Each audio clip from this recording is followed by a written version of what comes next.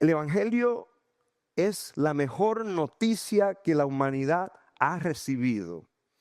No es solo un mensaje de esperanza, aunque sí lo es, sino es la revelación de quién es Jesús. Él es digno, maravilloso y suficiente para transformar nuestras vidas. Amén. Juan el apóstol escribió su evangelio con un propósito claro y lo vamos a leer hoy. Que creamos en Jesús y que al creer en Él encontremos la vida eterna. A pesar de no mencionar el nacimiento ni la crianza de Jesús como lo hacen otros evangelios, Juan en su evangelio es uno de los relatos más detallados sobre los 3 años del ministerio de Jesús y ya ustedes lo vieron, ¿no? Este libro representa el testimonio ocular de Juan y está brillantemente estructurado con un propósito y un propósito claro que se declara hacia el final del libro, el cual será la base de lo que voy a compartir con ustedes en el día de hoy.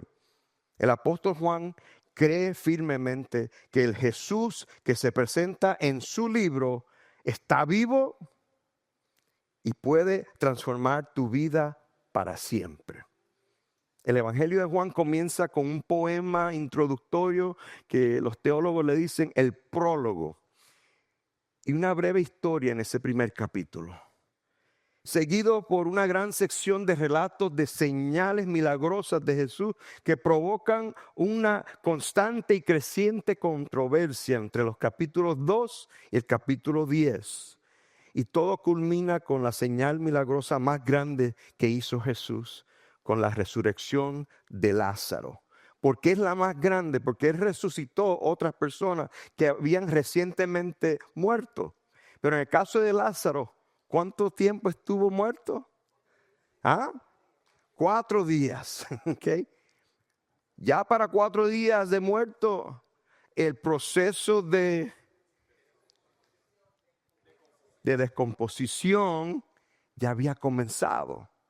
Ese milagro fue aún mayor porque Jesús solamente dijo, Lázaro, ven fuera. Y la vida entró en un cuerpo que ya estaba empezando a descomponerse.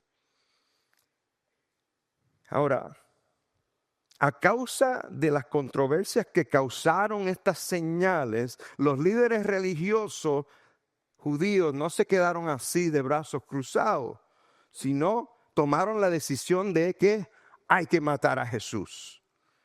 Y eso lo vemos en los capítulos 11 y 12 del Evangelio de Juan.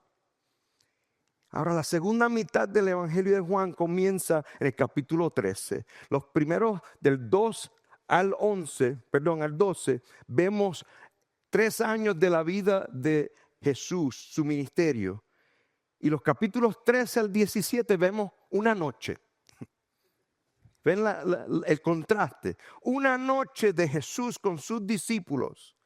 Y dijimos aquí en varias ocasiones que tal vez ya se habían levantado, iban de camino a la puerta, pero seguía Jesús hablando con ellos. Y no es hasta ya el capítulo 18 y el 20 que finalmente vemos el arresto, el juicio ilegal, muerte y resurrección de Jesús. Y el último capítulo, el 21, es lo que los teólogos le llaman el epílogo. Y es lo que acabamos de cubrir en las últimas 3 semanas. Hoy vamos a explorar la esencia del Evangelio a través de 3 verdades fundamentales sobre Jesús. Número 1, Él es Dios eterno. Jesús es Dios el Hijo y Jesús es Dios el Salvador. Si usted puede y desea, le invito a que se ponga de pie. Vamos a leer unos versículos del capítulo 20 de Juan.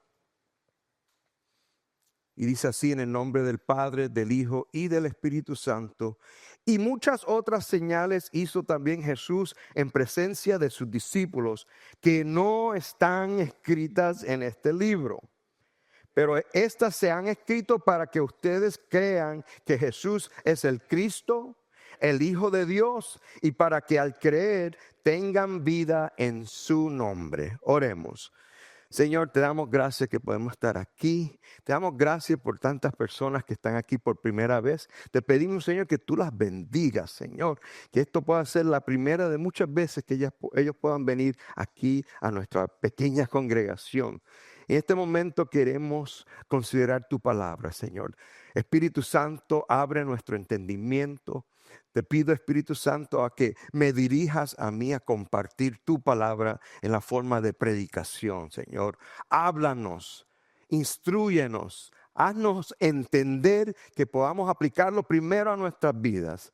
Y como muchas veces decimos aquí, que estemos ya listos para compartirlo con otras personas durante la semana, ya sea en el vecindario, en el trabajo, en el mercado, sea donde sea que estemos, Señor, que tu Espíritu Santo nos despierte a la necesidad de compartir tu evangelio con otras personas. Y pedimos todo esto en el precioso nombre de Jesús. Y el pueblo de Dios dice, pueden tomar asiento. El título de lo que voy a compartir le he puesto la esencia del evangelio. Y leímos ya Juan 20, versículos 30 al 31. Pero tengo una idea central y mi idea central es sencilla. Jesús es digno ¿de qué? De nuestra adoración. Pero también Jesús es maravilloso. Para aquellos que hemos experimentado una relación con Jesús, podemos hablar y testificar con toda firmeza que sí, Jesús es digno, pero también Jesús es maravilloso. El evangelio no es simplemente una historia conmovedora. Sí nos conmueve, ¿no? ¿Okay? Cuando el Espíritu Santo nos hace entender la profundidad del evangelio, nos conmueve. Pero también el evangelio es la revelación gloriosa de quién es Jesús.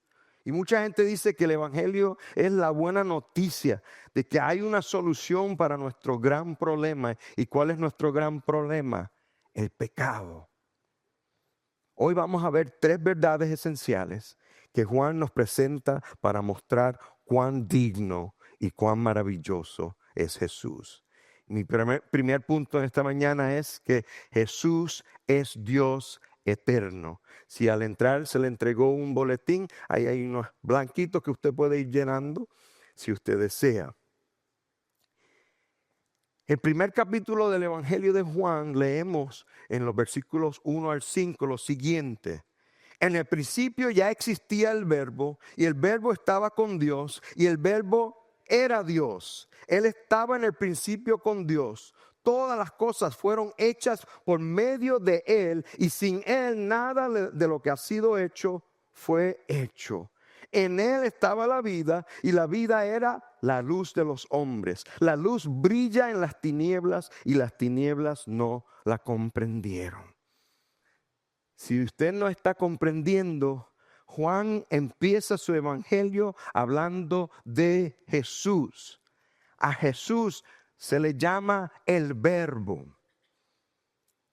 Curiosamente dice que en el principio ya existía el Verbo, ya existía Jesús. Y el Verbo, Jesús, estaba con Dios, pero para remachar dice, y el Verbo era Dios. Él estaba en el principio con Dios. Y todo lo que fue hecho por Jesús.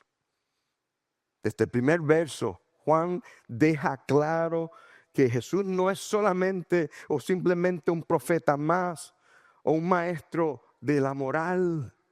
Jesús es el eterno Dios. Su vida no comenzó en Belén, como celebramos aquí en Navidad. A veces se nos olvida, ay, qué lindo el bebé en Belén, en el pesebre. Todo eso es fantástico, pero que nos acordemos que Jesús había existido desde siempre. Lo que celebramos en Navidad es su vida carnal aquí en la tierra, más de 2000 años atrás. Pero Jesús es eterno. Y a veces tenemos el problema de pensar eternidad hacia el futuro. Pero mis amados, la eternidad también es hacia atrás, hacia el pasado. La eternidad pasada, a veces no lo podemos comprender. Familia, Él es el creador de todo lo que existe. Él es la fuente de toda vida. Y Jesús también es la luz que vence las tinieblas. Te invito a imaginar por un momento un pintor distinguido. Algunos ya están pensando en algunos, que si Van Gogh o si el otro y el otro. Mire, ellos crearon unas obras maestras que hasta el día de hoy las vemos y decimos, wow.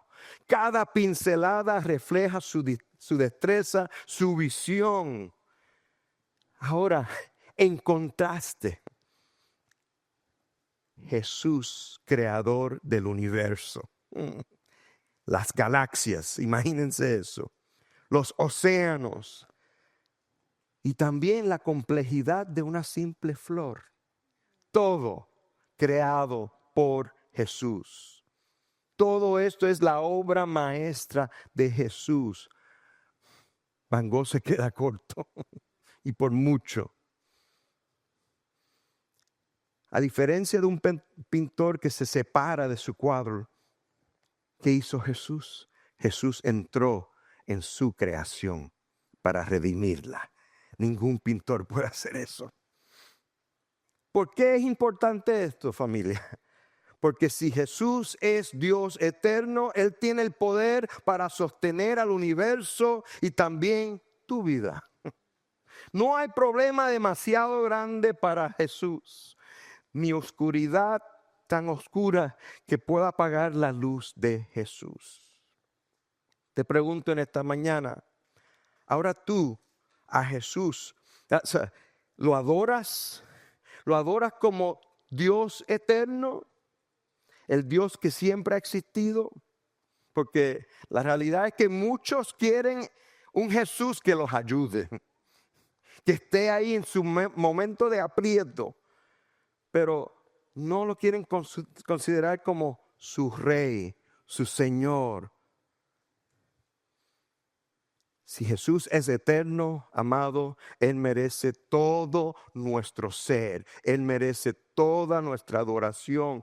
Él es nuestro Salvador, pero también Él es nuestro Rey, nuestro Señor. Y como he enseñado aquí, Él es nuestro Redentor.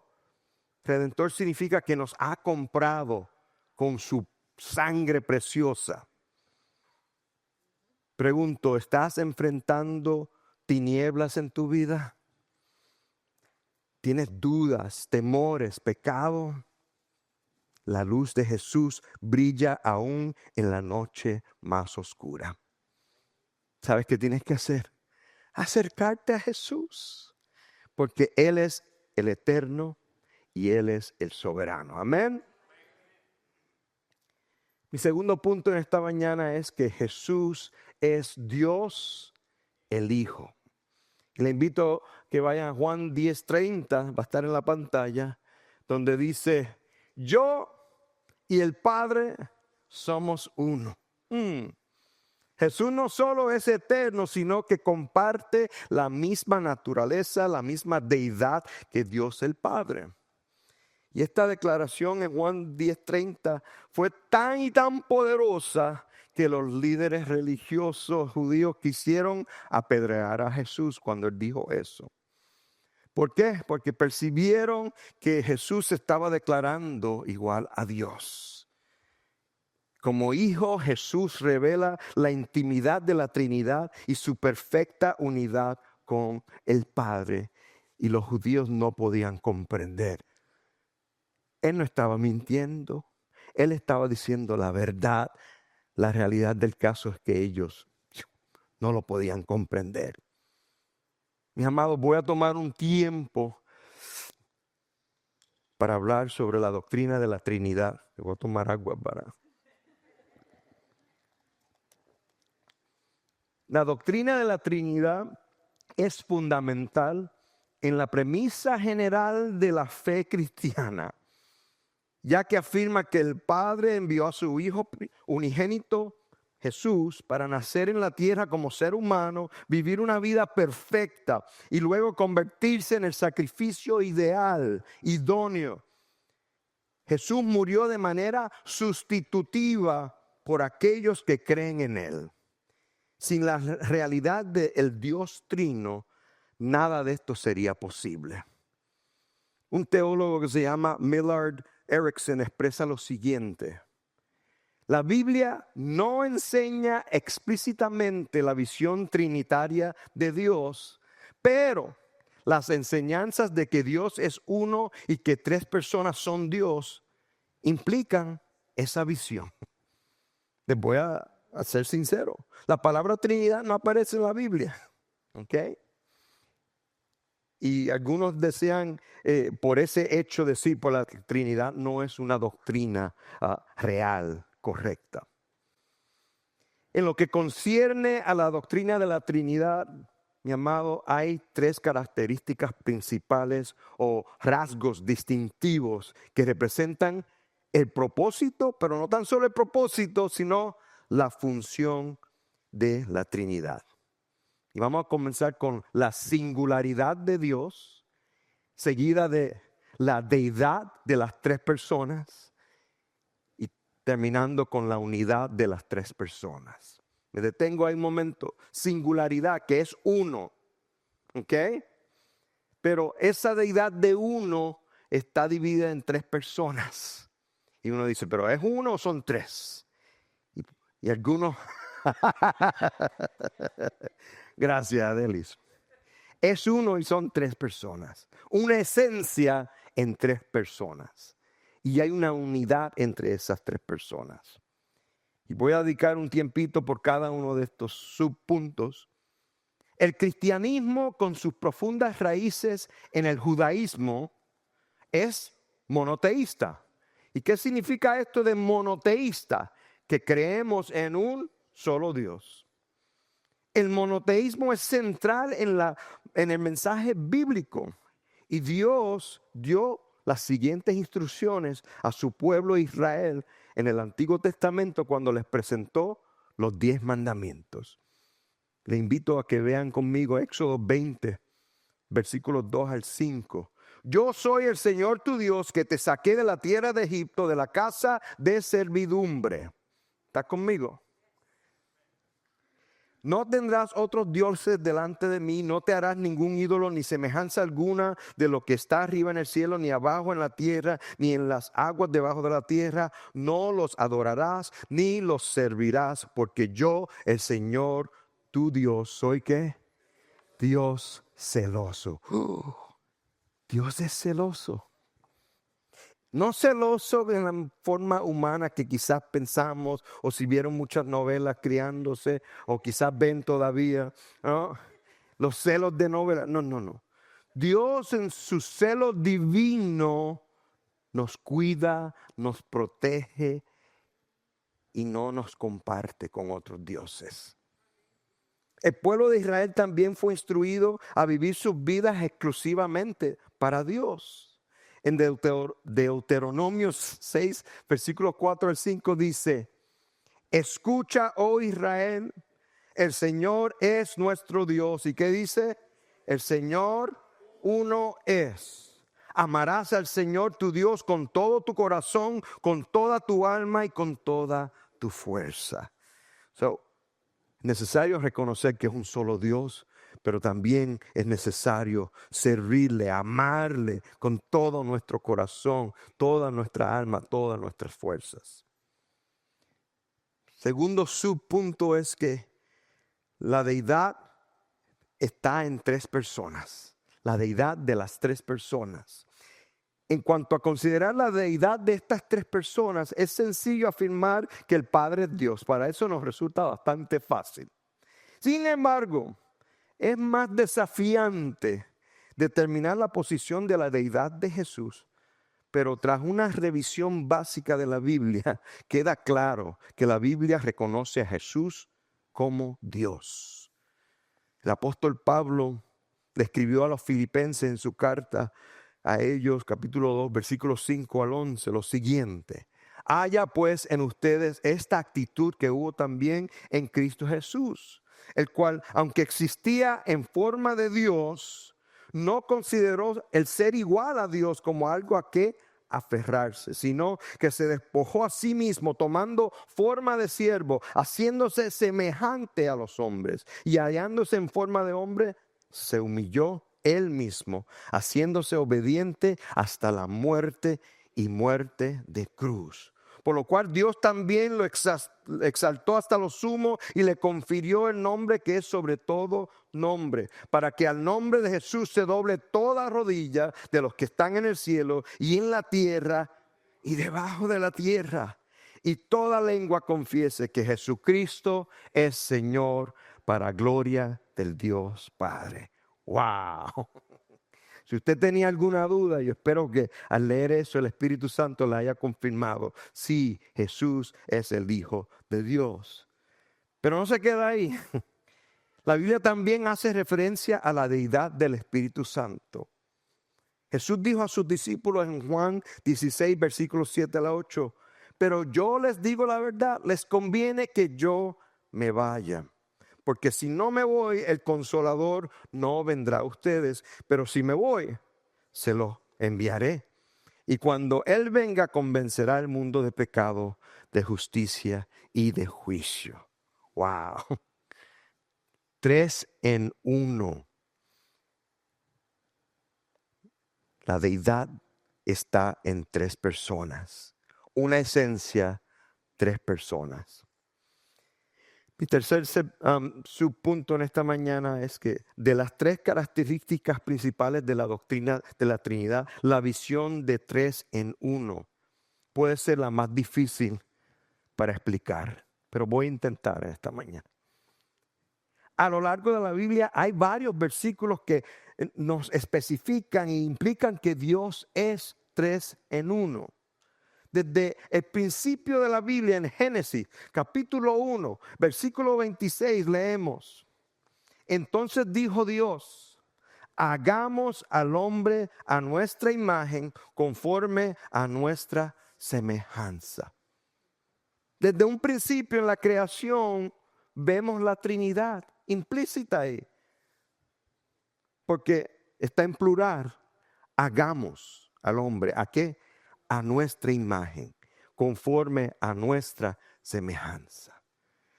Al hablar de la naturaleza del 3 en 1 de la Trinidad, uno debe tener cuidado de no implicar que las 3 personas de la Trinidad son idénticas. Por lo tanto, ejercen las mismas funciones de forma simultánea.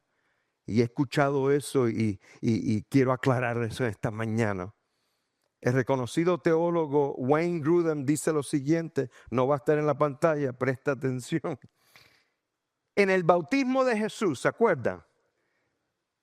Su bautismo aquí en la tierra, en el río Jordán, Dios el Padre estaba hablando ¿desde dónde? Del cielo, diciendo, este es mi Hijo amado en quien tengo complacencia. Para aquellos que se están preguntando dónde aparece eso, Mateo 3:17. Dios el Hijo no estaba hablando desde el cielo diciendo esas palabras. Tampoco lo estaba haciendo el Espíritu Santo. De hecho, Dios el Hijo estaba haciendo ¿qué? Bautizado en la persona de Jesús. Y el Espíritu Santo estaba ¿qué? Descendiendo como paloma y posándose sobre él. Versículo 16 del mismo capítulo. Dios el Padre no estaba siendo bautizado, ni tampoco el Espíritu Santo estaba siendo bautizado. El Hijo no estaba descendiendo como paloma, ni el Padre descendía como paloma. Simplemente las 3 personas de la Trinidad están haciendo cada acción en particular. Ahí termina lo que dijo Grudem. Es esencial, mi amado, entender que la característica de 3 en 1 de la Trinidad se refiere más a la correlación y el acuerdo entre las personas de la deidad que a sus acciones o sus funciones simultáneas. Sin duda hay acciones de la Trinidad representadas en la Biblia que involucran a las 3 personas, pero también hay funciones separadas que son ejecutadas por una o 2 o 3 de estas personas. ¿Todavía están conmigo? Ciertamente la doctrina de la Trinidad es una doctrina esencial, pero compleja dentro del cristianismo. Han habido debates a través de los siglos. Sin embargo, para ser efectivos al compartir el Evangelio, es necesario tener una comprensión básica, sencilla de la doctrina de la Trinidad. Siempre debe afirmarse que Dios, el Padre, envió a su Hijo Jesús para nacer como ser humano, vivir una vida perfecta, morir, ser sepultado, resucitar de entre los muertos y ascender a los 40 días ¿a qué? Al cielo, a hacer algo. ¿Qué es lo que hace Jesús a la diestra del Padre? A interceder por nosotros, por aquellos que hemos creído en Él. Familia. Jesús, como Dios el Hijo, refleja perfectamente al Padre. Todo lo que Jesús dice y hace es un reflejo del corazón de Dios el Padre.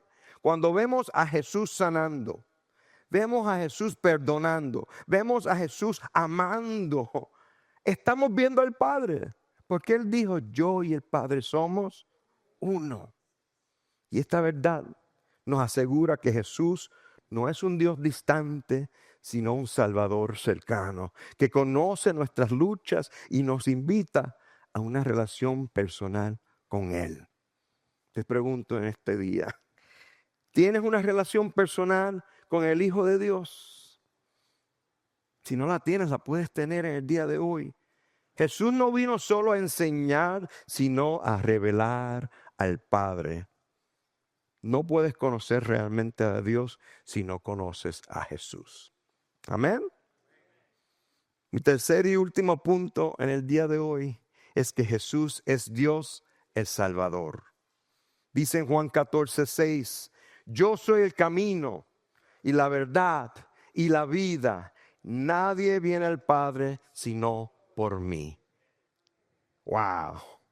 Hay que tener claro, hermano, Jesús no es una opción de muchas, ¿ok?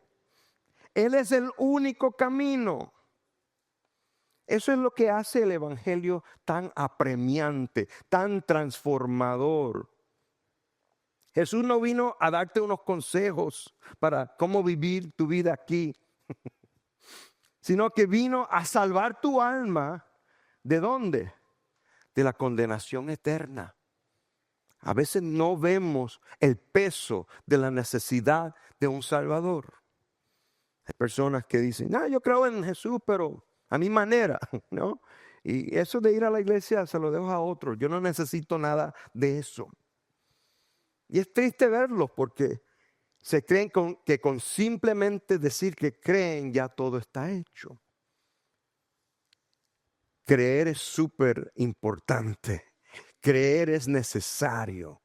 Pero tenemos que también crecer, madurar. Tenemos que rendir nuestra vida.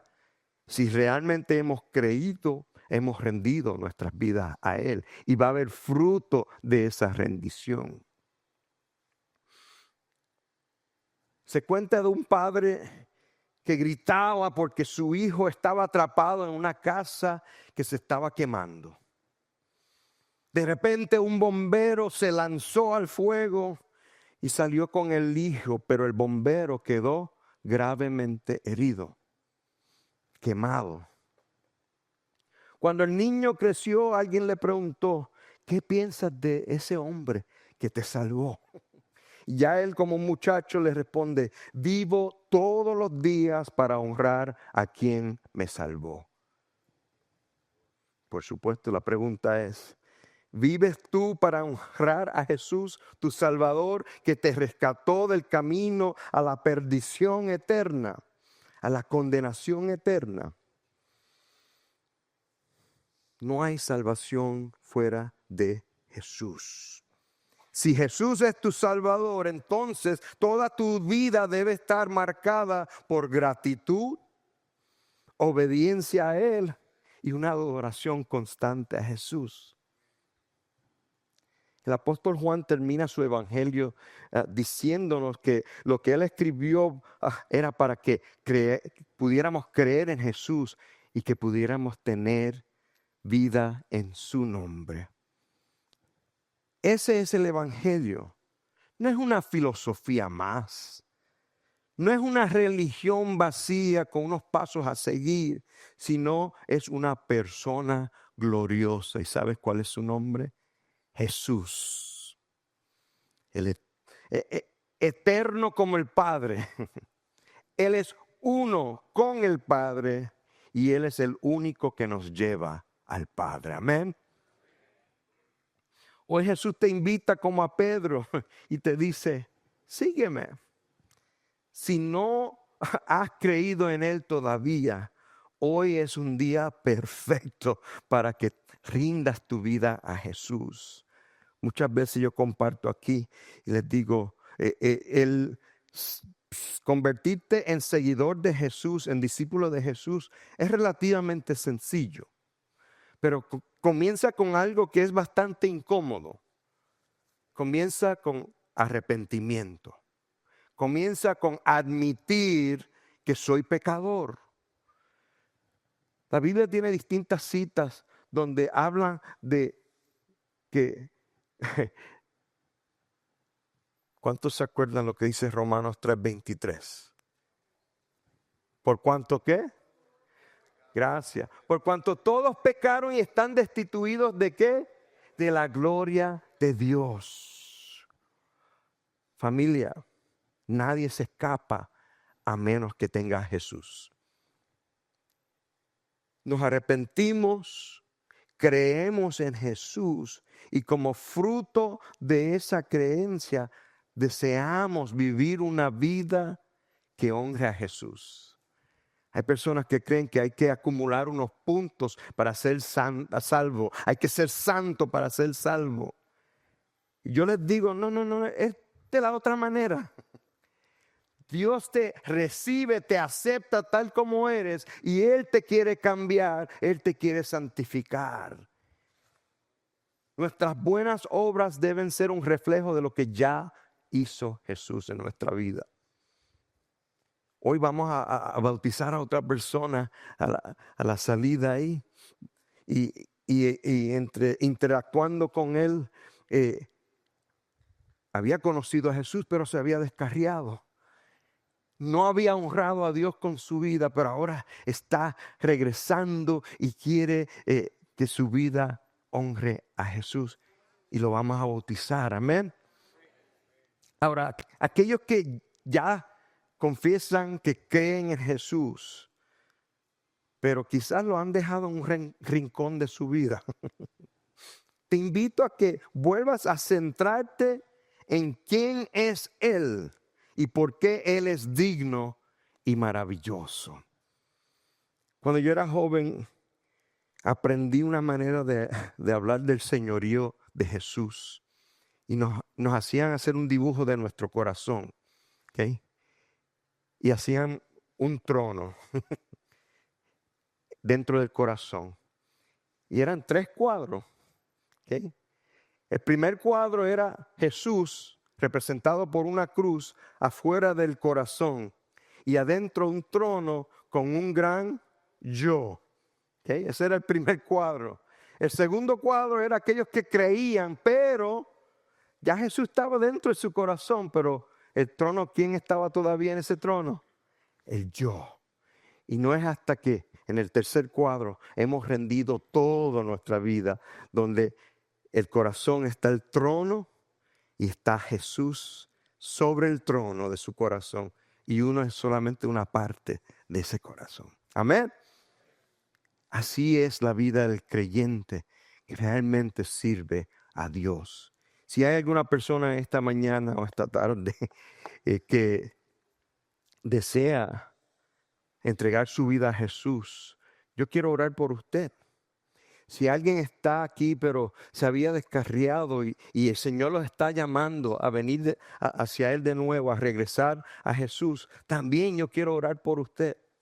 Si hay alguien aquí que está, quizás ha servido al Señor pero ha claudicado, ha dudado, ha tenido unas dificultades que lo han jamaqueado, yo también quiero orar por usted. Yo voy a estar de pie allí un momentito. En lo que cantamos vamos a orar por aquellos que desean entregar sus vidas al Señor. Le invito a que se ponga de pie. Vamos a orar. Jesús, gracias por ser nuestro Salvador. Gracias por pagar ese precio, para comprarnos por ese precio de esa sangre preciosa tuya, Jesús. Gracias que si estamos aquí declarando victoria es porque tú fuiste el que obtuviste la victoria en la cruz. Te damos gracias que no lo dejaste allí, sino que resucitaste al tercer día como se había profetizado. Y no lo dejaste allí. Después de 40 días ascendiste a estar a la diestra del Padre para interceder por nosotros. Te damos gracias, Jesús, porque intercedes por nosotros. Te damos gracias por ese amor tan grande.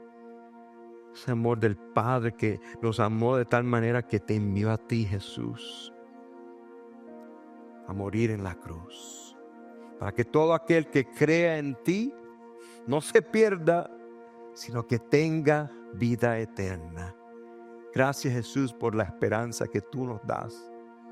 Espíritu Santo, te pedimos en este día, Señor, si hay alguien aquí que está quizás titubeando, luchando, dale ese empujón divino que puedan entregar su vida a ti, Señor.